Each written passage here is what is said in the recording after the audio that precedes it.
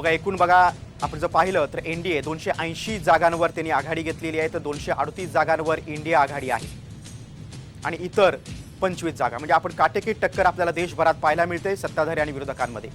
एनडीएमध्ये आणि इंडिया आघाडीमध्ये काटेकी टक्कर पाहायला मिळते, फारसा फरक नाहीये आणि याचाच परिणाम आता शेअर मार्केटवर देखील झालेला आहे.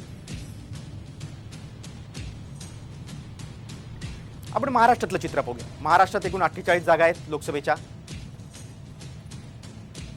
त्यामध्ये भाजपला म्हणजे महायुतीला 12 जागांवर पुढे आहेत ते.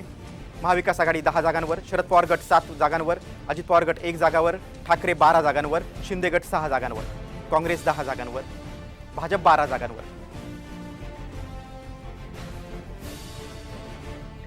कोकण एकूण 6 जागा आहेत. 3 जागांवर भाजप पुढे आहे, 3 जागांवर काँग्रेस आहे.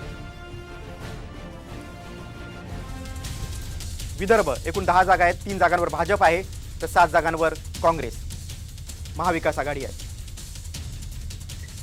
मराठवाड्यामध्ये एकूण 8 जागा आहेत. आपण बघतोय भाजप 5 जागांवर आहे, काँग्रेस 3 जागांवर पुढे आहे. मराठवाड्यात एकूण 8 जागा आहेत लोकसभेच्या. त्याच्यामध्ये आपण पश्चिम महाराष्ट्राकडे जाऊया. आपण 10 जागा आहेत एकूण. त्यामध्ये महायुती 3 जागांवर तर महाविकास आघाडी 6 जागांवर पुढे, इतरांसाठी 1 जागा. खानदेशमध्ये 8 जागा आहेत एकूण. त्याच्यामध्ये 2 जागांवर महायुती पुढे आहे, 6 जागांवर महाविकास आघाडी पुढे आहे.